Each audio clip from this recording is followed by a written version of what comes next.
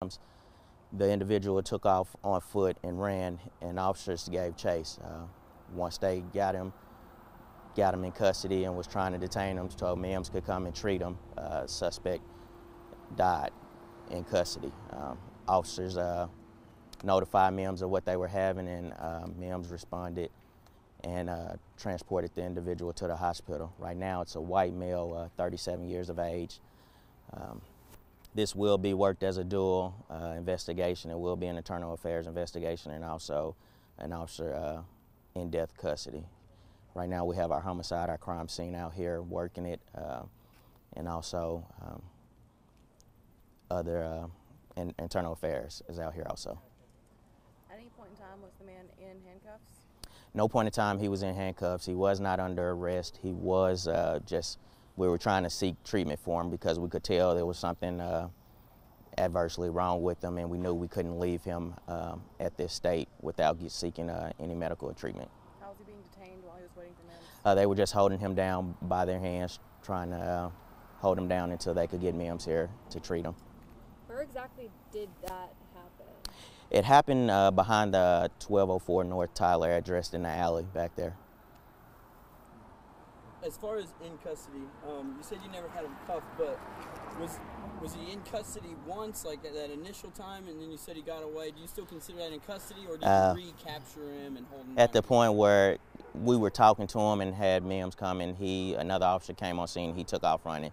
So then we had to give chase to make sure we got him medical treatment.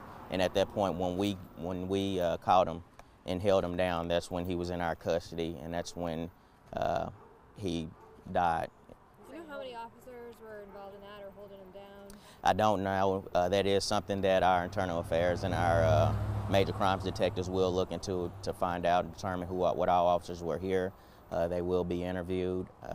They will be interviewed at some point by our internal affairs, so we will run that dual investigation just to try to find out what all happened while they were on scene. But more than one involved in that? It was possibly more than one officer here at that time, yes.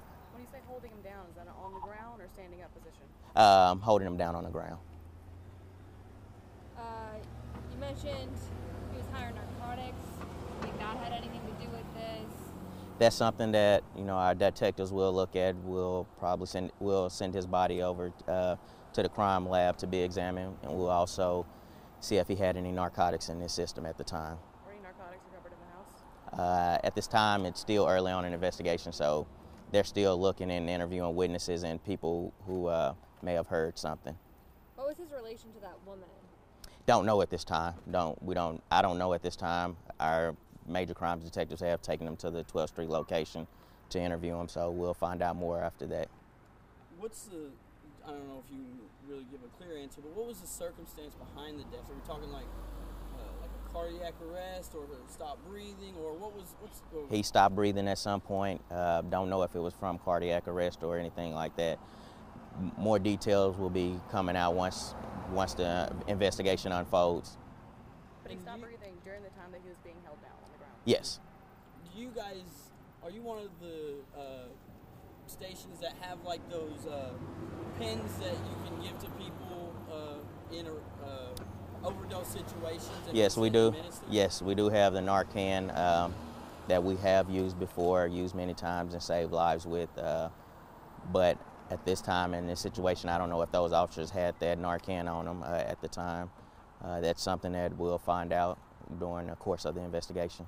What's the status of those officers with the department right now? Right now, they'll probably be placed on administrative leave, pending investigation, just to give them some time off, and then we'll go from there. Now, we arrest people that are on narcotics all the time. What was the decision process in getting this person some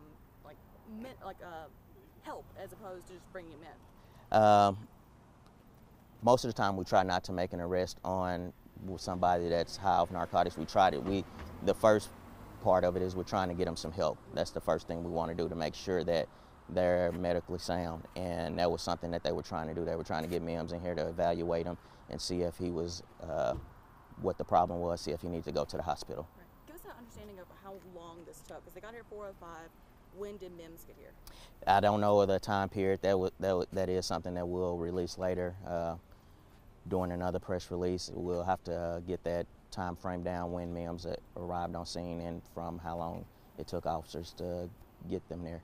My understanding is the disturbance happened in the back area of the house, in the backyard. Yes, in the back in the alley area of the house.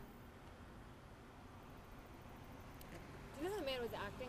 I know you said he ran. Was he being combative at all? He wasn't being combative, but officer could tell something was wrong with him because he was erratic. His speech and all of that was slurred, and they were trying to get him some help. So obviously officers felt like that he needed more medical attention than being arrested at that point in time, because they were in the room and talking with them. Like I said, another officer came up, and that's when he took off running, and that's when officers gave chase after him. When did he, or do they believe he died? Was that, do you know what time that was? We took him to the hospital, obviously, because he stopped breathing at the point they were holding him down. So at the hospital, he was pronounced dead. Okay. So he didn't die here, he died at the hospital. At the hospital, he was pronounced dead, yes. He stopped breathing here, but at the hospital, he was pronounced dead. Okay, was that like closer to 6? Was it 5? I'm just trying to get I don't know the time now. That's something that we'll have to update you on here shortly. Amount of time he was being held down, though, do you have like more than 5 minutes? Do you have any idea? Don't have that at this time. No, we don't. Is it clear if you guys have body cam of the incident or no, we don't have any. Anything like that? We don't have any dash cam of the incident. The cars that you see parked behind me were the cars that the officers arrived in, and everything folded out in the back of the house in the alley. Any of those officers have body cams? No, we don't have body cams. Explain how many witnesses were there? Don't know at this time. Because you had a loud disturbance, somebody called in and heard it, so we'll do a door-to-door, trying to see who was at home and see who heard something or see who saw something, and then we'll take those witnesses in and interview them. So the initial call on the disturbance, have you guys figured that out? Did you make contact with that and address that whole situation? Have we addressed the witness that called in the disturbance? Or did you find an actual victim of a disturbance, or the woman screaming? Was that actual? Yes, we've addressed all of that. Yes, we have found the person that was screaming, and we're trying to interview them now and figure out exactly what spurred on all of this and what happened. Was that person also on narcotics, or do you have reason to believe? Don't have reason to believe that now, that person was on any narcotics. The second person, female?